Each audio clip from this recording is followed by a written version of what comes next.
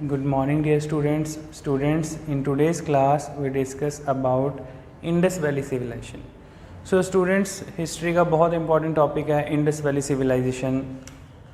तो Indus valley civilisation की हम बात कर रहे हैं, जिसको कि स्टूडेंट्स हड़प्पा सभ्यता भी कहा जाता था. हड़प्पा सिविलाइजेशन के नाम से भी ये सिविलाइजेशन जानी जाती है. Students, entire history is divided into 3 parts. आपको पता होनी चाहिए स्टूडेंट्स की जो हिस्ट्री है, हिस्ट्री को हमने 3 पार्ट्स में डिवाइड कर रखा है. एक आपकी एंशिएंट हिस्ट्री है, एक आपकी मिडाइवल हिस्ट्री है और एक आपकी मॉडर्न हिस्ट्री है.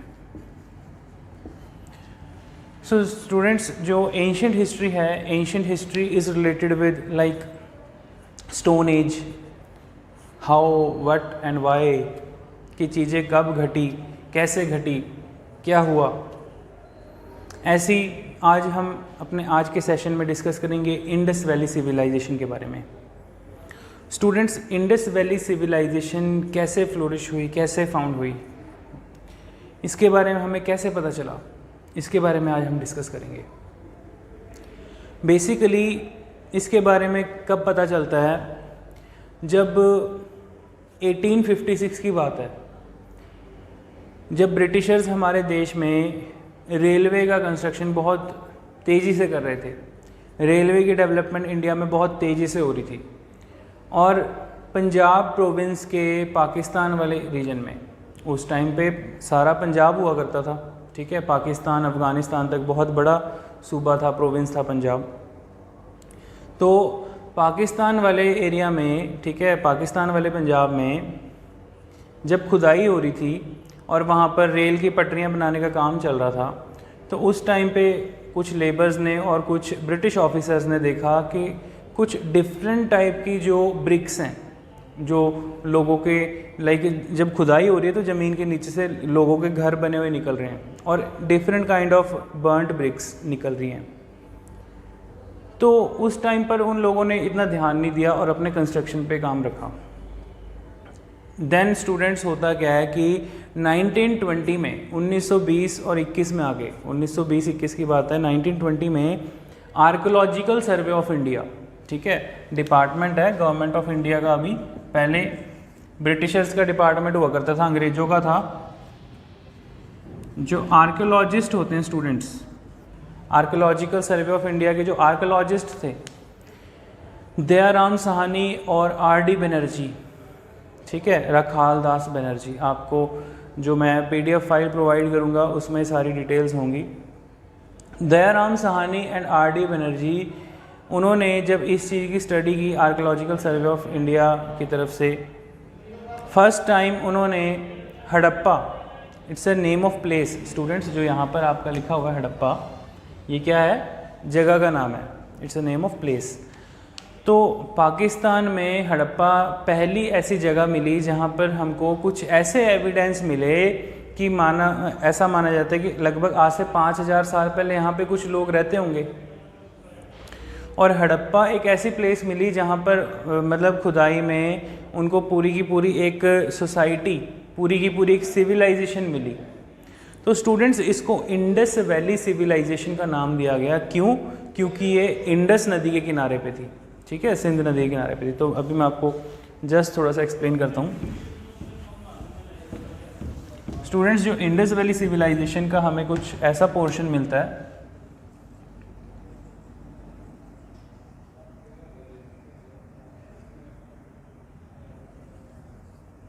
ठीक है, तब तो इंडिया का कोई एक रेगुलर मैप था ही नहीं, आप कह सकते हो वैसे, पर फिर भी चलो हम बना देते हैं. तो आज की डेट में अगर हम बात करें, जो आज का जो पाकिस्तान है, ठीक है, इंडिया का पंजाब हो गया, हरियाणा हो गया, ठीक है, राजस्थान हो गया और गुजरात हो गया, even point of western UP, कुछ पोर्शन वेस्टर्न यूपी वाला. तो इस प्रांत में, इस रीजन में, इस सारे एरिया में जो हमको सिविलाइजेशन मिलती है उसको नाम दिया गया स्टूडेंट्स इंडस वैली सिविलाइजेशन. क्यों इंडस वैली सिविलाइजेशन क्यों कहते थे? क्योंकि जो इंडस रिवर है स्टूडेंट्स, जो सिंध नदी है, इंडस रिवर ओरिजिनेट हो रही है कैलाश मानसरोवर रेंज के पास से, ठीक है जी. तो वो नदी यहाँ से होते हुए यूँ निकल रही है और वो अरब सी में, ठीक है, अरेबियन सी में ड्रेन आउट हो रही है। सो स्टूडेंट्स, ये इंपॉर्टेंट पॉइंट है। इंडस नदी की ही कुछ ट्रिब्यूटरीज हैं जो आपको पता है, ठीक है। जैसे कि आप लोगों ने पढ़ा हुआ है, पंजाब शब्द कहाँ से निकला है? पंज आब, आब means water, 5 river water sources से, जो आपको पता है। इंडस के अलावा रावी, झेलम, चिनाब, ब्यास, ठीक है जी। तो इस तरीके से ये जो बाकी नदियाँ हैं, और स्टूडेंट्स उस टाइम पर एक और नदी का उल्लेख मिलता है, एक और नदी के बारे में पता चलता है, सरस्वती नदी, ठीक है। तो सरस्वती नदी भी थी। इंडस और सरस्वती नदी के पास जो सिविलाइजेशन मिलती थी उसको भी इंडस रिवर सिविलाइजेशन के नाम से जाना था, इंडस सरस्वती सिविलाइजेशन। अब इसको सिविलाइजेशन क्यों कहा गया स्टूडेंट्स? बेसिकली सिविलाइजेशन का मतलब होता है सिविलाइज्ड पर्सन, जिनको आप कह सकते हो कि समाज में कैसे रहना है, सोसाइटी में हमें कैसे लोगों के साथ रिलेशन बनाने हैं, जिनको ये नॉलेज है वो होंगे सिविलाइज्ड लोग। अनसिविलाइज्ड किसे कहा गया है? जो आप कह सकते हो जो इंसान जंगलों में रहे, जो इंसान को बात करने की तमीज़ ना हो, तो वो एक अनसिविलाइज्ड पर्सन की कैटेगरी में आ गया। तो सिविलाइजेशन वर्ड जो है ये इसलिए इस सोसाइटी को दिया गया था स्टूडेंट्स, क्योंकि ये वर्ल्ड की one of the oldest civilisation में से एक थी। अभी तक दुनिया में 3 सबसे ओल्डेस्ट सिविलाइजेशन मिलती हैं। एक सबसे पुरानी Chinese civilisation, Indus valley civilisation, और आपकी मेसोपोटामियन सिविलाइजेशन। स्टूडेंट्स, मेसोपोटामिया तक इंडस वैली सिविलाइजेशन के लोगों का ट्रेड भी था, हड़प्पा सभ्यता के लोगों का व्यापार जो था वो मेसोपोटामिया तक था। वहाँ भी एक हमको कुछ ऐसे एविडेंस मिलते हैं कि मेसोपोटामिया में भी जो सिविलाइज्ड लोग रहा करते थे। आज का जो इराक ईरान वाला पोर्शन है उसको मेसोपोटामिया कहा जाता था पहले थोड़ी इराक ईरान हुआ करता था, अफ़गानिस्तान पाकिस्तान पहले कुछ नहीं था, ठीक है। तो ओल्ड नेम उस सिविलाइजेशन का क्या था? Mesopotamian civilisation. I hope students आपको ये बेसिक पॉइंट समझ में आ गया होगा। चलिए आगे चलते हैं। तो जो मैं आपको समझा रहा था बेसिकली जस्ट आपको ये थोड़ा सा एक एग्जाम्पल देके बता रहा हूँ, ठीक है। तो इस जहाँ पर आपको मिलता है कि कुछ यहाँ पर वाटर के सोर्सेज मिले लोगों को। पुराने ज़माने में क्या होता था, जहाँ पर लोगों को पानी के कुछ सोर्सेज, ठीक है, लाइक इरिगेशन के लिए वाटर के कुछ सोर्सेज मिल जाते थे, तो लोग वहीं पे अपना सेटअप कर लेते थे। तो यही सबसे बड़ा कारण था स्टूडेंट्स कि इसके आसपास, इस ही रीजन के आसपास हमें सिविलाइजेशन मिलती है, Indus valley civilisation. Understand? I hope आपको ये बेसिक पॉइंट समझ में आ गया होगा, ठीक है जी। Just wait. हाँ जी स्टूडेंट्स, आगे देखेंगे हमारे पास कुछ ऐसे इंपॉर्टेंट साइट्स, कुछ ऐसे स्टेट्स और आर्कियोलॉजिकल साइट्स मिलती हैं। हमें कुछ ऐसे एरियाज़ में ऐसे एविडेंस मिलते हैं स्टूडेंट्स के जहाँ पर लोगों के प्रॉपर घर बने हुए थे, प्रॉपर सोसाइटी बनी हुई थी, ड्रेनेज सिस्टम था, ठीक है जी। और ऐसा माना जाता है कि उस टाइम का जो ड्रेनेज सिस्टम है आज के ड्रेनेज सिस्टम से भी बहुत बढ़िया था। फॉर एग्ज़ाम्पल कि जैसे मान लो कि लोगों की ये पूरी सोसाइटी है, यहाँ पर प्रॉपर ग्रिड सिस्टम है, लोगों के घर बने हुए हैं, प्रॉपर सड़कें हैं, और अगर बारिश होती है बारिश के पानी के लिए सारा आउटलेट ऐसे बाहर निकल के एक बहुत बड़ा ग्रेट बाथ बना हुआ है जहाँ पे कि बारिश का पानी सारा जाके जमा हो जाए और उस स्टोर वाटर को लोग यूज़ कर सकें, यूटिलाइज़ कर सकें। तो ऐसे हमें कुछ एविडेंस मिलते हैं स्टूडेंट्स बेसिकली कहाँ पे, अफ़गानिस्तान में, ठीक है। कौन सी जगह? मुंडीगाक, ठीक है। अफ़गानिस्तान में प्लेस का नेम क्या है? आर्कियोलॉजिकल साइट है मुंडीगाक। बलूचिस्तान में कौन सी जगह? बालाकोट और मेहरगढ़। बलूचिस्तान कहाँ है स्टूडेंट्स? ये पाकिस्तान में है, ठीक है, ये पाकिस्तान में। राजस्थान में कौन सी जगह मिलती है? Kalibangan, very famous. ये क्वेश्चन एग्जाम में पूछा गया है कि कालीबंगन जो आर्कियोलॉजिकल साइट है जो इंडस वैली सिविलाइजेशन का पार्ट थी वो किस स्टेट में है? इंडिया के राजस्थान में। गुजरात में धोलावीरा एंड लोथल। स्टूडेंट्स, धोलावीरा और लोथल बहुत इंपॉर्टेंट फेमस साइट्स हैं। लोथल को as a dock yard port, students dock yard port भी यूज़ किया जाता था। डॉकयार्ड पोर्ट क्या होता है स्टूडेंट्स? फॉर एग्जांपल वहाँ पे एक नेचुरल डॉकयार्ड एक पोर्ट बना हुआ था जिसको as a dockyard port use किया जाता था। फॉर एग्जांपल कि जैसे जहाँ से जो समुद्री जहाज, जो शिप्स वगैरह, पानी में चलने वाले शिप्स जो हैं, वो गुजरात से आप कह सकते हो मिडल ईस्ट तक का सफ़र तय करके गुजरात से मेसोपोटामिया तक जो है ट्रैवल करके जाते थे और वहाँ ट्रेड करते थे। तो इट मीन्स हमें ये पता चलता है कि आपस में इंडस वैली सिविलाइजेशन के लोग जो हैं वो ट्रेड पर्पस से बहुत ज़्यादा फेमस थे और वो इंडिया से बाहर भी ट्रेड के लिए जाया करते थे। ठीक है जी। So Dholavira and Lothal in Gujarat. Punjab में कौन सी साइट मिलती है? रोपड़। ठीक है, Ropar is also a Indus valley site. Second is Sangol. Sangol कहाँ पे स्टूडेंट्स? फतेहगढ़ साहिब में। ठीक है जी, इंपॉर्टेंट पॉइंट है, ये क्वेश्चन एग्जाम में पूछे जा चुके हैं, बहुत बार रिपीट हुए हैं। सिंध प्रांत में हमें कौन सी मिलती है साइट? मोहनजोदाड़ो। मोहनजोदाड़ो जो है students is also a Indus valley site. वो कहाँ मिलती है? हमें पाकिस्तान के सिंध में। जम्मू कश्मीर में कौन सी जगह मिलती है? मांडा। और हरियाणा में कौन सी जगह मिलती है? बनावली एंड राखीगढ़। तो ये सारी important famous Indus valley sites हैं। ठीक है, आई होप आपको क्लियर होंगी। तो basically students Indus valley site की ये जो हड़प्पा सभ्यता थी इसको ब्रॉन्ज एज भी कहा जाता था। ब्रॉन्ज एज, ब्रॉन्ज मीन्स आप कह सकते हो कांसे से, या फिर कॉपर एज भी कहा जाता था, क्योंकि उस टाइम पे ज़मीन में से जो है खुदाई करके कॉपर भी निकाला गया था। ऐसे कॉपर के यूटेंसिल्स मिलते हैं हमको। ठीक है, ब्रॉन्ज के यूटेंसिल्स मिलते हैं जो उस टाइम के लोग यूज़ करते होंगे। और बहुत सारे हमें ऐसे एविडेंस मिलते हैं कि लोग उस टाइम पे आप ये कह सकते हो एक प्रॉपर नगर, एक सोसाइटी बना के रहते थे, जहाँ पर कुछ सिटेडल पॉइंट्स मिलते हैं कि कुछ लोग सोसाइटी में अपर साइड रहते थे, कुछ लोग सोसाइटी में नीचे वाली प्लेन साइड पे रहते थे। ठीक है, तो ऐसे कुछ एविडेंस हमको मिलते हैं उस टाइम के। तो ये इंपॉर्टेंट साइट्स हैं, आप देख लो students, take your time. Okay students, so now come to the next point. The most accepted period is 2500 BC to 1750 BC। Students basically जो इंडस वैली सिविलाइजेशन का हमें टाइम पीरियड पता चलता है वो पता चलता है लगभग आज से 2500 BC से लेके 1750 BC के बीच में। अब कई बार बच्चे कंफ्यूज हो जाते हैं कि what is the meaning of BC, AD, ये हमें कहाँ पर लगाना है। ठीक है, और ये स्पेशली ये ईयर उल्टे क्यों लिखे हुए हैं? बहुत बार बच्चे इस बात को लेके कंफ्यूज हो जाते हैं कि जो ये वर्ष चल रहे हैं, जो ईयर, ये टाइम पीरियड चल रहा है, ये उल्टा क्यों लिखा हुआ है?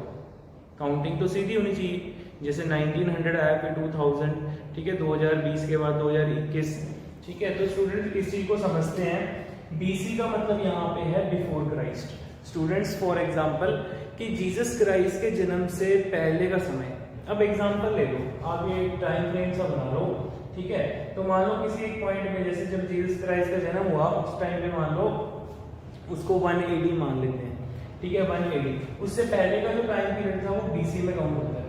अब उनके जन्म से लगभग 2500 साल पहले से लेके लगभग 1750 BC, मतलब उनके जन्म से 2500 साल पहले से लेके उनके जन्म के 1750 साल पहले तक जो इंडिया में सिविलाइजेशन एग्जिस्ट करती थी वो थी इंडस वैली सिविलाइजेशन। तो स्टूडेंट्स ये सारे जो ईयर अभी हम एंशिएंट हिस्ट्री में पढ़ेंगे वो सब हम in the sense of BC पढ़ेंगे, बिफोर क्राइस्ट। ठीक है, अगर बात की जाए लगभग ये जो इंडस वैली साइड की बात है ये आज से 5000-6000 पुरानी बात होगी। लेकिन अगर आप देखो जो हम कैलेंडर फॉलो करते हैं स्टूडेंट्स, हम ग्रिगोरियन कैलेंडर फॉलो करते हैं, हम क्रिश्चियन एरा वाला कैलेंडर फॉलो करते हैं। ठीक है, तो उसके अकॉर्डिंग अभी क्या टाइम चल रहा है? अभी 2021 चल रहा है। ठीक है, तो 2000, अब जैसे AD है, आप देखते हो 1857 AD, 1857 AD मीन्स के जीसस क्राइस्ट के जन्म के 1857 ईयर्स हो चुके हैं। उसके बाद जो इवेंट हुआ इंडिया में, ठीक है, 1857 का विद्रोह हुआ, तो वो हम AD में काउंट करते हैं। 2020 AD, 2021 AD। ठीक है, AD मीन्स एनो डोमेन। स्टूडेंट्स AD का मतलब क्या होता है? एनो डोमेन। ठीक है, आप कभी हो सकता है किसी पुरानी बुक में अपनी कहीं पे चेक करोगे एडी का मतलब कहीं पर आपको एब्रीवेशन आफ्टर डेथ भी लिखा मिल सकता है कि मतलब कि जीसस क्राइस्ट के उनके डेथ के टाइम पीरियड के बाद, लेकिन एक्चुअल टर्म में उसको एनो डोमेन कहा जाता है। एडी का मीन्स कि उनके जन्म से लेके अब तक का समय, ठीक है जी। आफ्टर डेथ जो टर्म है वो यूज नहीं की जाती है, ठीक है। एडी मीन्स एनो डोमेन। तो अब ये कैसे पता लगता है हमें students? By carbon dating. Carbon 14 dating की जाती है किसी भी चीज़ की। मान लो खुदाई में कोई चीज़ हमको मिली है, कोई चीज़ हमने एक्सकैवेट किया, कहीं पर हमको फ्लोरिश हुई है, कोई चीज़ मिली है, तो उसके ऊपर नंबर ऑफ लेयर्स कितनी कार्बन की जम चुकी हैं, ठीक है। कोई ट्री हमें मिलता है, ट्री के ऊपर कितनी नंबर ऑफ लेयर्स कार्बन की जम चुकी हैं। इस चीज़ की जब लैब में टेस्टिंग होती है तो वो लगाया जाता है, ये उससे ये पता लगाया जाता है कि ये कोई स्टोन है या फिर कोई यूटेंसिल है, ये आज से कितने हजार साल पहले रहा होगा, ठीक है। जो बर्न्ट ब्रिक्स मिलती हैं तो जब उनकी कार्बन डेटिंग हुई तो उससे ये पता लगाया जा सका कि ये आज से कितने हजार साल पुरानी चीज़ है। Understand? So students next is very very important, बहुत बार एग्जाम में पूछा जाता है, ठीक है। Who was the first scholar to use term Indus civilisation? ऐसा कौन सा पहला स्कॉलर था? एक अंग्रेज अफसर था, उसका नाम था John Marshall. Students John Marshall ने पहली बार ये टर्म यूज की थी इंडस सिविलाइजेशन। अब मैंने आपको पहले समझा दिया है कि क्यों इंडस, क्योंकि बेटा जो सिंध नदी है स्टूडेंट्स आपको पता है, जो इंडस रिवर है वो इंडिया से पास होते हुए पाकिस्तान के होते हुए, ठीक है, वो अरेबियन सी में ड्रेन आउट हो गया, ठीक है जी। नेक्स्ट इंपॉर्टेंट पॉइंट इज क्या क्या हमें कॉमन फीचर मिलते हैं मेजर सिटीज में, मतलब कि जो हड़प्पा में भी सेम चीज़ है, मोहनजोदाड़ो में भी सेम चीज़ है, रोपड़ में भी सेम चीज़ मिलती है, धौलावीरा एंड लोथल में भी सेम चीज़ फाइंड होती है, तो वो कौन सी चीज़ है? सबसे इंपॉर्टेंट पॉइंट है स्टूडेंट्स सिस्टमैटिक टाउन प्लानिंग है। सिस्टमैटिक टाउन प्लानिंग मतलब कि हमें ये पता चलता है कि उन लोगों के जो नगर थे वो बहुत बढ़िया तरीके से बने हुए थे, सिस्टमैटिकली बने हुए थे, प्रॉपर लोगों के ग्रिड सिस्टम में घर बने हुए थे, सड़कें बनी हुई थी, ठीक है। घरों के बाहर लैंप पोस्ट तक बन रखे थे उस टाइम पे, ठीक है। आज से 5000 साल पुरानी बात कर रहे हैं, तो उस टाइम पर लोगों का ड्रेनेज सिस्टम इतना बढ़िया था कि जैसे मान लो ये कोई पूरा का पूरा शहर है, इस नगर से अगर बारिश हुई है तो इस नगर से बारिश का पानी जो है सारा का सारा बाहर एक ड्रेनेज आउटलेट है, उसमें सारा पानी स्टोर हो जाएगा। तो मतलब कितने ज़्यादा सिविलाइज लोग वो रहे होंगे, आप इस चीज़ से अंदाजा लगा सकते हो कि मतलब कि वो लोग बारिश के पानी को तक सेव कर रहे हैं, ठीक है। तो वाटर कंजर्वेशन की उस टाइम पर क्या यूटिलाइजेशन होती थी, जैसे हार्वेस्टिंग के लिए, ठीक है, अपने डेली अपने यूटिलाइजेशन के लिए, ठीक है। तो इस तरीके से Harappans were the earliest people to produce cotton. Very very important point students, जो हड़प्पा सभ्यता के लोग थे वो सबसे पहले हमको फाइंड आउट होता है, ठीक है, उल्लेख मिलता है इस बात का कि उन्होंने सबसे पहले कॉटन की खेती की थी, ठीक है। कॉटन पता है ना आपको, कॉटन से जैसे कपड़ा बनाया जाता है, ठीक है जी, कितना कुछ होता है। तो उसी चीज को, उसी कॉटन को, ठीक है, कॉटन के बाद हमें सिल्क, इसके अलावा हमको गोल्ड, सिल्वर और कुछ प्रीशियस स्टोन्स, ऐसा पता चलता है कि उसका ट्रेड हम फॉरेन कंट्रीज में, फॉरेन नेशंस में, फॉरेन नेशन मींस कि गल्फ कंट्रीज में तक करते थे, ठीक है जी। मैंने आपको लास्ट टाइम भी बताया था स्टूडेंट्स कि जैसे मान लो ये इंडिया का मैप है, ठीक है, पेनिनसुलर इंडिया, यहाँ से गुजरात के लोथल से जो है गल्फ कंट्रीज में, गल्फ रीजन में हम जाते थे, ठीक है, फॉर ट्रेड पर्पज। कैसे पता चलता है स्टूडेंट्स? क्योंकि जो वहाँ पर मेसोपोटामिया में जो सील्स, जो सिक्के या क्वाइंस कह लो यूज होते थे, सेम वही क्वाइंस हमको इंडिया में मिलते हैं हड़प्पा वाली जगह पर, और जो हड़प्पा में जिस टाइप के क्वाइंस मिले वही कुछ ऐसे ही क्वाइंस मेसोपोटामिया सिविलाइजेशन के भी मिले हैं। तो मतलब कि आपस में कुछ एक्सचेंज टाइप ऑफ, जैसे हम कहते हैं बार्टर सिस्टम, आदान प्रदान करना, ठीक है। कुछ जो सील्स मिली हैं हड़प्पा की हमको, मोहनजोदाड़ो और हड़प्पा की, वो हमको मेसोपोटामिया में भी मिलती हैं, और मेसोपोटामिया की कुछ जो सील्स, कुछ सिक्के, मोहरे जो है वो हमें इंडस वैली सिविलाइजेशन के कई प्लेसेस पे मिली हैं। तो इससे ये पता लगाया जा सकता है कि उस टाइम पर जो है लोग ट्रेड पर्पज से बहुत ज़्यादा ट्रेड में इंडल्ज थे, ठीक है जी। So next important point students, contemporary civilisation of Indus civilisation. Contemporary होता है स्टूडेंट्स समकाली, मतलब उस समय के दौरान, उस समय के काल के टाइम पे, ठीक है जी। तो contemporary civilisation of Indus civilisation कौन कौन सी थी students? Mesopotamian civilisation, Egyptian and Chinese civilisation. तो मतलब कि उस टाइम पे स्टूडेंट्स आज से लगभग 5 से 6,000 साल पहले धरती के ऊपर ऐसी 4 सिविलाइजेशन थी और उनमें से भी 3 मेजर सिविलाइजेशन थी। Chinese civilisation, Indus valley civilisation, Mesopotamia civilisation और चौथी आपकी इजिप्टियन सिविलाइजेशन। अब स्टूडेंट्स ये इतनी बड़ी सिविलाइजेशन थी, ठीक है। अगर हमने पहले भी एक डायग्रामेटिक पॉइंट से डिस्कस किया है इस पॉइंट को, for example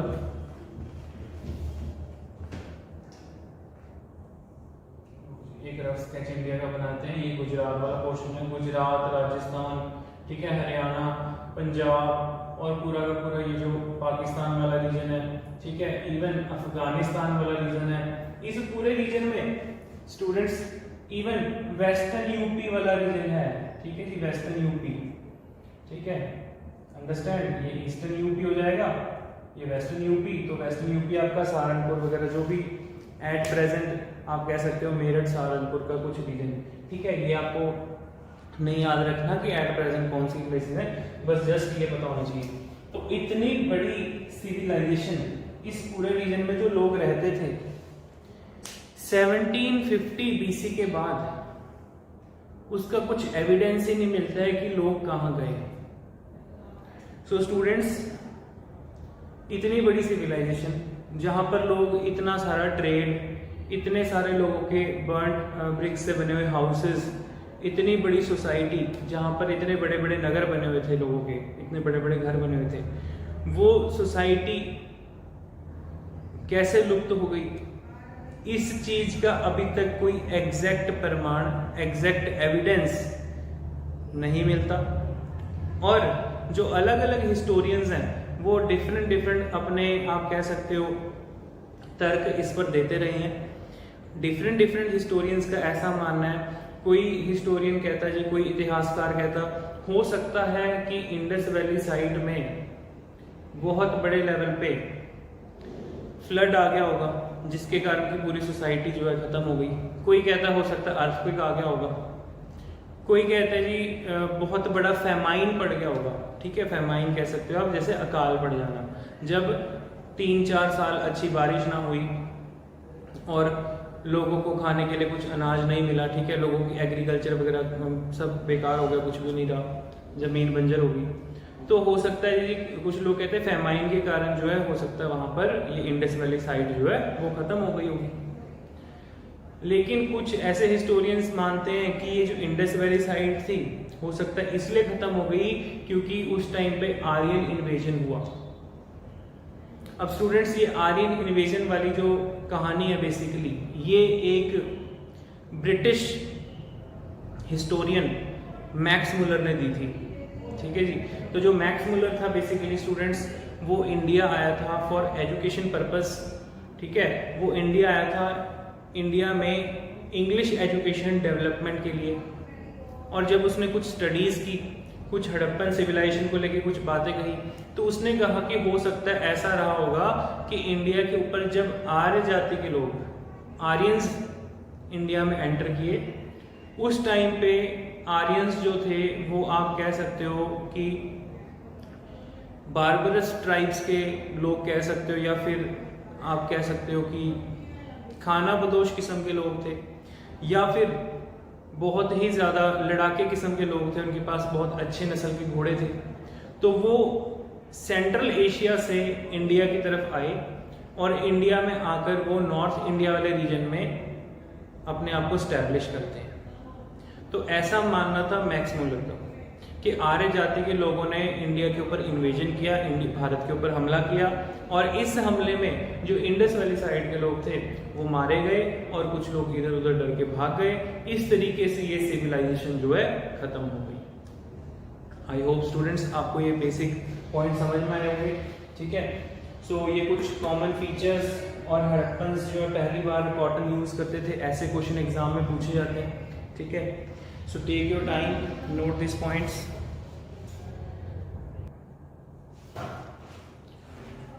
Okay students, now come to the next point.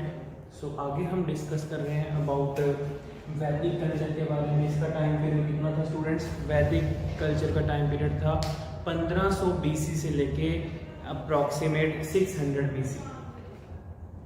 तो वैदिक कल्चर में भी एक अर्लियर वैदिक पीरियड था और एक लेटर वैदिक पीरियड था. ठीक है, अर्लियर वैदिक और लेटर वैदिक. वैदिक कल्चर पीरियड में भी दो टाइप के पीरियड आए. एक आया अर्लियर वैदिक. अर्लियर वैदिक जो था स्टूडेंट्स वो आप कह सकते हो 1500 BC से 1000 BC के बीच में. अब ये वैदिक पीरियड क्या था? जैसा कि मैंने आपको भी बताया कि जब आर्यंस का टाइम पीरियड हमें इंडिया में मिलता है कि इंडिया में आर्य जाति के लोग रहते थे, उसको कहा गया वैदिक टाइम पीरियड. क्यों कहा गया वैदिक टाइम पीरियड? उसके पीछे क्या कारण है?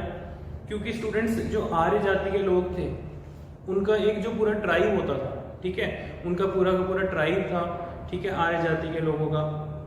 और सभी के सभी जो ट्राइब के लोग होते थे वो सब आर्य होते थे. ठीक है, उन सभी को आर्यंस कहा जाता था. उनमें कोई भी लाइक जात पात का सिस्टम, कास्ट सिस्टम कुछ भी नहीं था. हमको इस चीज़ का कोई उल्लेख नहीं मिलता कि आर्य जाति के लोगों में कोई भी different type of like categories या कास्ट सिस्टम थी. तो जैसे कोई विलेज है, उनका पूरा कोई ट्राइब है, तो वो सभी के सभी क्या होते थे? आर्य लोग होते थे. तो आर्यंस जो थे स्टूडेंट्स बेसिकली उनकी अपनी एक सभा एंड समिति हुआ करती थी. सो जहाँ पर कि सभी लोग इकट्ठे हो सकें. सभा में मीन्स काइंड ऑफ असेंबली. लोग असेंबली में इकट्ठे होंगे और वहाँ पे कोई भी अपनी जनरल पॉलिटिकल डिस्कशंस करेंगे. इसी तरीके से समितिज बना रखी थी कि जहाँ पर कोई भी किंग इलेक्ट होगा वो by the manner of election होगा. Students, very very important point. ऐसा ही क्वेश्चन बहुत बार एग्जाम में पूछा जाता है कि what is the meaning of सभा एंड समिति.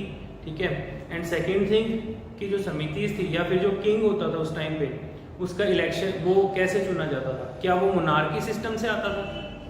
अंडरस्टैंड, मोनार्की सिस्टम क्या होता है स्टूडेंट्स? बेसिकली जैसे मान लो कोई एक डायनेस्टिकल रूल है. जैसे मान लो कोई राजा है, आगे नेक्स्ट रूलर कौन होगा? उसका बेटा होगा. फिर आगे राजे का बेटा जो है नेक्स्ट प्रिंस कौन होगा? आगे नेक्स्ट रूलर उसका बेटा होगा. तो इस तरीके से क्या है, एक ही फैमिली जब रूल करती जाती है, डायनेस्टिकल रूल होता है, उसे हम कहते हैं मोनार्की सिस्टम. कि जो एक राज परिवार है, एक रॉयल फैमिली है, वो सोसाइटी को रूल कर रही है. लेकिन स्टूडेंट्स सबसे बढ़िया बात देखो उस टाइम पर क्या थी. देखो वैदिक टाइम पीरियड की बात कर रहे हैं तो उस टाइम पर भी हम देखते हैं इंडिया में बाय इलेक्शन मेथड किंग को इलेक्ट किया जा रहा है. और इलेक्शन में मेल एंड वुमेन, ठीक है, मेल एंड फीमेल मतलब कि मैन एंड वुमेन सभी को वोट डालने का राइट है.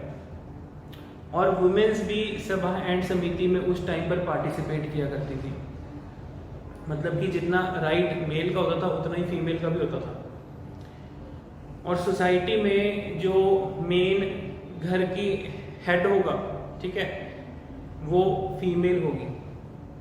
ठीक है, वैदिक टाइम पीरियड की बात हो रही है स्टूडेंट्स. ठीक है, तो उस टाइम पर सोसाइटी में आप कह सकते हो फीमेल को वो मेल से भी बहुत ऊपर रखा गया. और इवन हम देखते हैं कि वैदिक टाइम पीरियड पे लोग इंद्र, वायु, अग्नि, ठीक है, इन सब चीजों की वर्शिप करते हैं. लेकिन स्टूडेंट्स जो अभी आप पढ़ के आ चुके हो इंडस वैली सिविलाइजेशन, उसमें हमें ऐसा कोई एविडेंस नहीं मिलता कि वो लोग इंद्र की, वायु की, अग्नि की, इन सब चीजों की वर्शिप करते थे. वो लोग नेचर वर्शिप किया करते थे. मैंने आपको पहले ही बताया था, nature worship in the sense कि लाइक मदर गॉडेस की पूजा करना और पशुपति जो शिव जी थे, ठीक है, उनकी पूजा करना. तो स्टूडेंट्स बेसिकली अब हमें ये पता चल रहा है कि जो वैदिक टाइम पीरियड है, यहाँ पर इंद्र की, अग्नि, वायु और कुछ और आप कह सकते हो मेल डिटीज, उनकी उस टाइम पर वर्शिप हो रही है.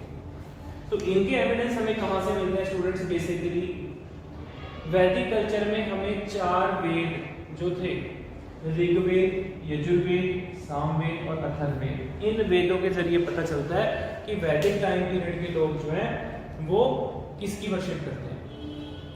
अब स्टूडेंट्स ये जो ऋग्वेद है बेसिकली इसमें 1024 श्लोक लिखे हुए हैं। ऋग्वेद में हमें बहुत सारे ऐसे उल्लेख मिलते हैं जिसमें कि ऐसे बहुत सारे एविडेंस मिलते हैं जिसमें कि हमें पता चलता है कि उसमें गोत्र की, कुल की, ठीक है, सोसाइटी की बातें कर रखी है। ऋग्वेद में हमें ये पता चलता है कि उसमें कई सारे हाइमन्स, कई सारे श्लोक लिखे हुए हैं, ठीक है, जो as a purpose of prayer उस टाइम पे लोग जैसे जो प्रार्थना करते थे, ठीक है, या मान लो जो पूजा पाठ करते थे उस टाइम पर लोग उसका यूज करते थे। तो स्टूडेंट्स इस तरीके से टोटल 4 वेद, ठीक है जी, यजुर्वेद, सामवेद, अथर्ववेद, 4 वेद थे और 4 उपवेद थे, ठीक है जी, 4 वेद और 4 उपवेद। उपनिषद कितने थे स्टूडेंट्स? 108 उपनिषद थे। उपनिषद किसे कहते हैं? फिलोसॉफिकल टेक्स्ट को। स्टूडेंट्स उपनिषद का मतलब होता है कि अपने गुरु के समीप, अपने गुरु के नजदीक बैठकर ज्ञान अर्जित करना, उसको उपनिषद कहा गया है। तो उपनिषद में स्टूडेंट्स बहुत बार एग्जाम में क्वेश्चन पूछा जाता है कि ओल्डेस्ट उपनिषद कौन सा है? आंसर इज बृहदारण्यक, बृहदारण्यक उपनिषद, ये ओल्डेस्ट उपनिषद में आता है स्टूडेंट्स। और नेक्स्ट इज मुंडक उपनिषद। मुंडक उपनिषद जो है ये क्यों इंपॉर्टेंट है? एग्जाम में बहुत बार क्वेश्चन पूछा गया है। जो हमारा वर्ड है सत्यमेव जयते, जो आपने बहुत बार आप कह सकते हो लाइक कोर्ट्स के बाहर या फिर जस्टिस के लिए जो वर्ड यूज़ किया जाता है ना, इवन की बहुत सारी हमारी जो सबऑर्डिनेट कोर्ट्स हो गई, लोअर कोर्ट्स हो गई, ठीक है, या फिर हाई कोर्ट या सुप्रीम कोर्ट के बाहर लिखा होता है, ठीक है, ऊपर लिखा होता है सत्यमेव जयते। तो सत्यमेव जयते जो वर्ड है वो कहाँ से लिया हमने? मुंडक उपनिषद से। आई होप स्टूडेंट्स आपको ये बेसिक पॉइंट समझ में आ गए होंगे, ठीक है। तो अब हमें ये पता चलता है कि जो आर्य जाति के लोग थे वो कहाँ से आए थे? पहला पॉइंट तो ये, जो मैक्स मुलर था, मैक्स मुलर कहता है जी वो आए थे सेंट्रल एशिया से। अलग अलग हिस्टोरियन है, जो बाल गंगाधर तिलक थे, इतने बड़े फ्रीडम फाइटर थे और बहुत उन्होंने भी बहुत स्टडीज कर रखी थी। वो कहते हैं कि जो आर्य जाति के लोग हैं ये आए थे आर्कटिक सर्कल से, आर्कटिक रीजन से। तो हमें डिफरेंट कुछ ऐसे एविडेंस मिलते हैं कि अलग अलग हिस्टोरियंस अपने अपने लाइक थॉट्स प्रोसेस के अकॉर्डिंग, अपनी अपनी बातों के अकॉर्डिंग ये हमारे आगे अपनी बातें रखते हैं। लेकिन स्टूडेंट्स एज सच कोई एग्जैक्ट प्रूफ नहीं है कि आर्य जाति के लोग कहाँ से आए थे। हो सकता है कि आर्य जाति के लोग पहले से ही एग्जिस्ट करते हो नॉर्थ इंडिया में। तो बहुत बार एग्जाम में कभी भी ऐसा कोई कंट्रोवर्शियल क्वेश्चन नहीं पूछा जाता, ठीक है, जिसका कोई आंसर ही ना मिले। दूसरी बात, जैसे कि हमने पढ़ा था कि इंडस वैली साइट जो थी, इंडस वैली सिविलाइजेशन, वो कैसे खत्म हो गई, वो कैसे लुप्त हो गई, इसका हमें कोई एग्जैक्ट एविडेंस नहीं मिलता। ये क्वेश्चन भी एग्जाम में नहीं पूछा जाता। अगर क्वेश्चन आया भी तो ऑप्शन क्या डालेंगे इसमें कि हो सकता है फ्लड आ गया होगा। फर्स्ट ऑप्शन दे दी फ्लड, सेकंड दे दिया अर्थक्वेक, थर्ड दे दिया आर्यन इन्वेजन, फोर्थ दे दिया कि नन ऑफ दिस, या हो सकता है कि अभी तक इस चीज़ को जो है फ्लोरिश ही नहीं किया गया, अभी तक इस चीज़ को प्रूफ ही नहीं किया गया, ठीक है, कोई एग्जैक्ट प्रमाण ही नहीं मिलता कि इंडस वैली साइट कैसे खत्म हो गई थी। तो स्टूडेंट्स इस तरीके से क्वेश्चन जो है कई बार पूछ लिए जाते हैं, लेकिन बहुत बार एग्जाम में ये क्वेश्चन आया हुआ है, ठीक है। ये इंपॉर्टेंट पॉइंट है, नोट करो। टोटल कितने उपनिषद है, ठीक है, कौन सा उपनिषद पूछा गया, वेद कितने हैं, ठीक है जी। Take your time students, note down these points. Okay students, now come to the next point. तो next one is later Vedic period. अभी तक हमने वैदिक पीरियड को समझा, अब हम डिस्कस कर रहे हैं लेटर वैदिक पीरियड के ऊपर। इसका टाइम पीरियड कितना था स्टूडेंट्स? 1000 BC से लेके 600 BC तक, ठीक है जी। अब जो लेटर वैदिक पीरियड था इसमें क्या अलग था? बेसिकली स्टूडेंट्स सोसाइटी में, समाज में एक चेंज आने लग गया था, ठीक है जी। First thing, images of janapadas. What is the meaning of janapadas? Means कि नए कुछ प्रोविंसेस बनने लगे थे, जैसे कि कुरु, ठीक है। कुरु कॉम्बिनेशन ऑफ कुरुस एंड भारतास, तो मतलब अलग अलग ट्राइब्स के ये नेम है, ठीक है। पुरुष एंड भारतास, इन ट्राइब्स को मिला के छोटे छोटे लाइक एरियाज हो गए, ठीक है, उनके अपने ट्राइब्स हो गए। तो भारत एक ट्राइब का नेम था, इनको मिला के कुरु एक अलग से आप कह सकते हैं उनकी अपनी जनपदा बन गई, ठीक है। तो ऐसा भी माना जाता है कि वैदिक टाइम पीरियड पे ही हमको महाभारत के कुछ ऐसे एविडेंस मिलते हैं कि उस टाइम पे महाभारत हुआ होगा, ठीक है जी। तो कुरु मीन्स कौरवों का जो एरिया आप कह सकते हो, ठीक है, कुरुमांचल कौरवों का एरिया। पांचाल, ठीक है, इट्स ऑल्सो जनपदास, ठीक है। काशी जो आज के डेट में बनारस में है, ठीक है। So etcetera these things are in Doab region. Doab region means कि दो नदियों के बीच वाला जो एरिया है, जैसे यमुना और गंगा के बीच का जो एरिया आ गया, या फिर गंगा और सरस्वती के बीच वाला जो एरिया आ गया, तो वो रीजन जो है उस टाइम पे डेवलप हुए। Next important point students, period origin of divine right theory of kingship. तो कहते हैं जी ये जो लेटर वैदिक का पीरियड है, ये वो वाला समय था जब डिवाइन राइट ऑफ किंगशिप की बात हो रही है। Divine right of kingship means कि जो सोसाइटी में राजा है, सारी की सारी प्रजा जो है राजा का ऑर्डर फॉलो करेगी। और society was divided into different varnas. Society was divided into 4 varnas, मतलब वर्ण सिस्टम जो है सोसाइटी में जो है एग्जिस्ट करने लग गया था, ठीक है जी। तो सोसाइटी जो है डिवाइड हो चुकी थी ब्राह्मण, क्षत्रिय, वैश्य एंड शूद्रास। सो स्टूडेंट्स, जो ब्राह्मण थे वो सोसाइटी में हिरार्की में सबसे ऊपर थे, ठीक है जी, ब्राह्मणास। सो उन्होंने ऑर्डर जो जारी करना है वो सभी लोगों को फॉलो करना पड़ेगा, ठीक है। देन उसके बाद जो क्षत्रिय होगा वो वॉर के लिए जाएगा, वो रूल करेगा, रूलिंग क्लास होगी, ठीक है। और जो वैश्य होंगे वो बिजनेस क्लास होंगे, ठीक है, वो एग्रीकल्चर करेंगे, फार्मिंग करेंगे, बिजनेस करेंगे, ट्रेड करेंगे। और जो शूद्रास होंगे वो आप कह सकते हो सोसाइटी में लो लेवल का काम करेंगे, ठीक है। जैसे फॉर एग्जांपल बर्तन बनाना और क्लीनिंग एंड सैनिटाइजेशन, ये सब कुछ करना। तो ये सब कुछ काम जो है सोसाइटी में डिवाइड कर दिए थे। अब जब सोसाइटी को डिवाइड कर दिया इस तरीके से, समाज को बांट दिया गया है, तो डिफरेंट क्लास के डिफरेंट कम्युनिटी के लोग जो हैं अलग अलग अपने लेवल पर अपनी डेवलपमेंट की बातें करने लग जाएंगे। बिकॉज स्टूडेंट्स क्या होता था कि जो ब्राह्मण थे उन्होंने जो ऑर्डर पास कर दिया वो सबको मानना पड़ेगा। और सेकंड थिंग, यहाँ पर डिवाइन राइट थ्योरी की बात हो रही है। तो divine right theory of kingship means कि जो राजा है वो साक्षात भगवान है धरती के ऊपर, जो उसने ऑर्डर जारी कर दिया, जो हुक्म कह दिया, वो सबको मानना पड़ेगा। तो इस तरीके से स्टूडेंट्स होता क्या है कि सोसाइटी में एक बहुत बड़ा चेंज होता है। सोसाइटी में अभी तक आपने पढ़ा कि वुमेन्स को बराबर के राइट मिल रहे थे, अब सोसाइटी में वुमेन्स को राइट्स मिलने बंद हो गए थे।